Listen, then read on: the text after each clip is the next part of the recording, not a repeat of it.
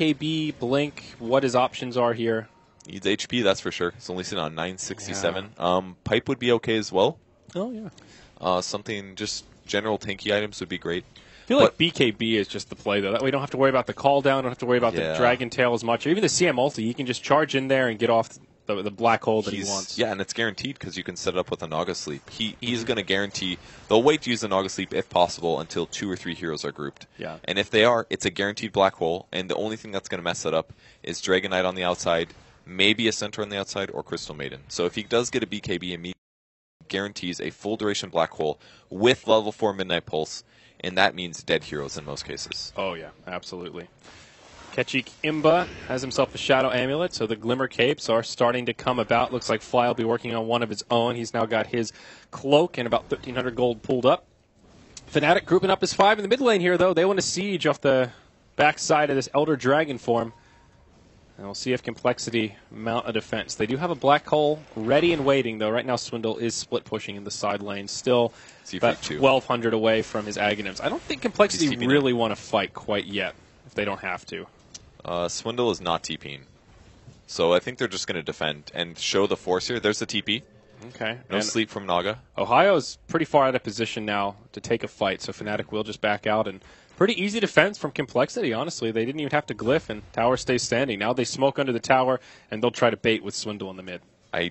That might have gotten spotted by this Observer Ward, but I haven't seen any pings from Fnatic, and their movement seems like they didn't notice. So they would have had their camera on the ward positioning for them to see that. It's a pretty small sliver in here that gives you the intel. Is it a smoke into Roche? It sure is.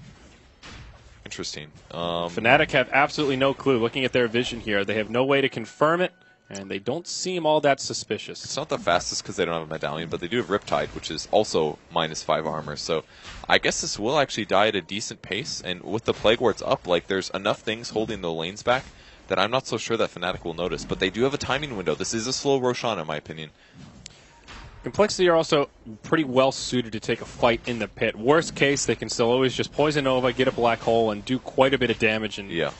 So it's not that easy for Fnatic to come in and just steal the Roche. Sure, they could try to put up a fight, but it would be a risk from their perspective as well. So seems it will pay off for Complexity. Roche will go down, and they give that Aegis of the Immortal to their Razor. Much needed, as he is still rather squishy. I don't think Fnatic knew about that. I mean, maybe they did, because as they approach Roche Pit, a sleep could really guarantee a 5-man black hole or something.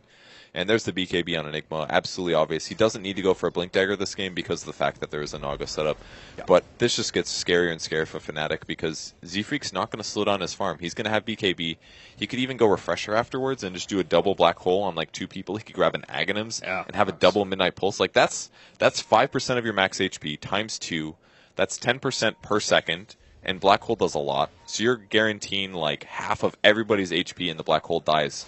Goes away just from Enigma alone. That is amazing, and I feel like that might be worth getting here.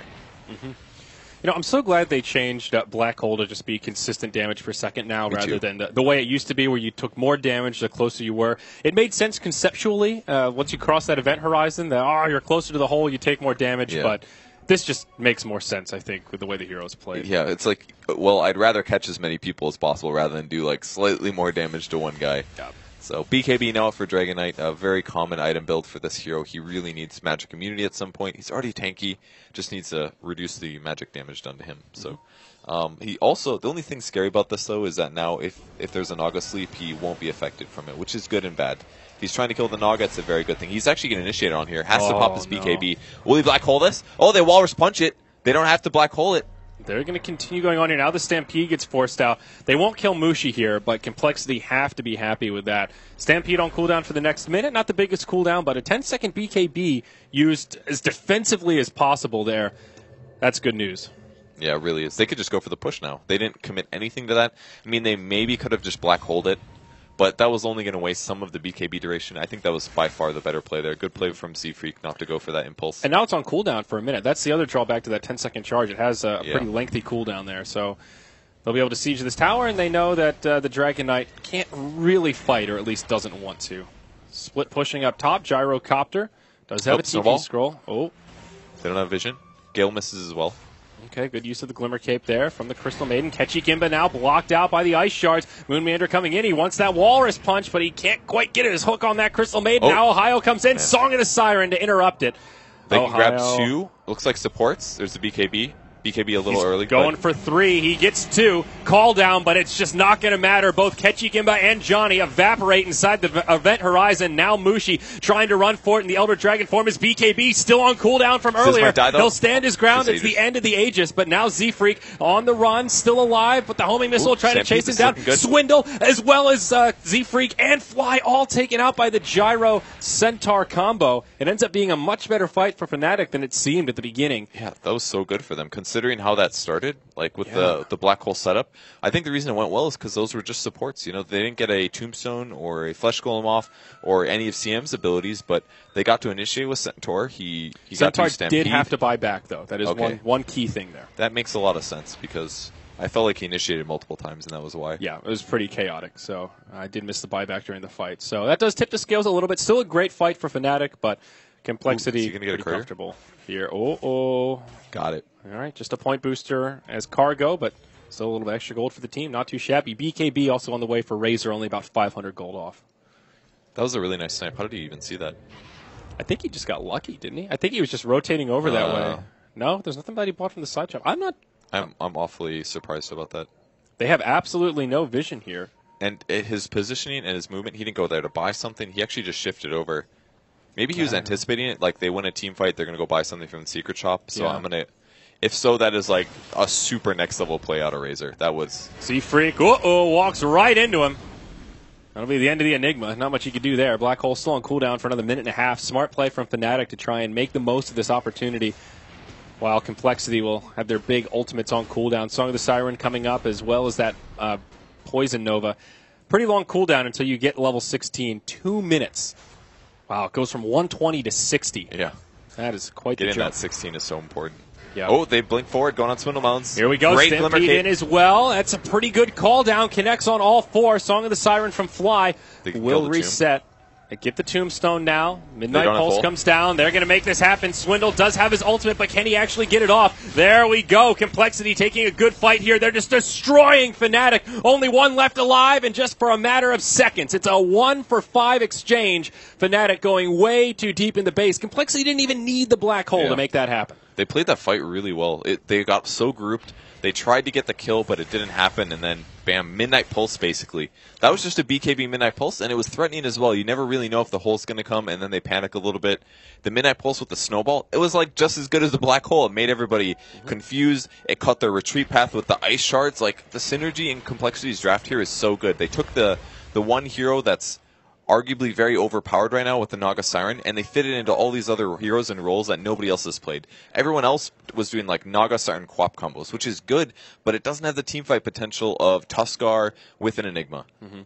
Fly scouts out this triple stack of Ancients here on the side of Fnatic, pings it out right away and says, hey guys, maybe we should take this out while they've got a few people dead, steal some of that farm, and Ziz will come over and clean it up.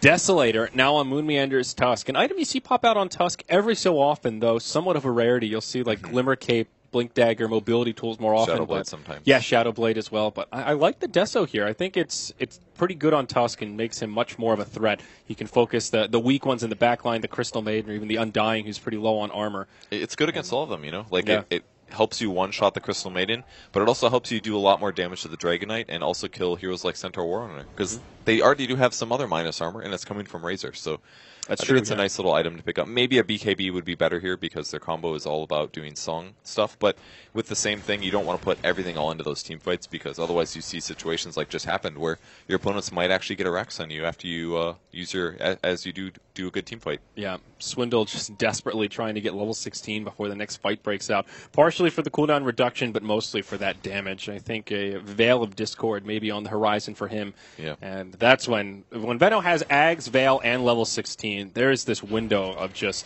how do you deal with that damage, especially if you don't have a pipe. It's just insane. Yeah. You get BKBs, but as the game goes on, you've only got 5 seconds, and you still do a huge amount. Swindle Melons needs to stay alive in this team fight, though, because he's consistently not hitting level 16, and it's massively reducing his damage, and also putting his ultimate on cooldown for much longer than it needs to be. Yeah.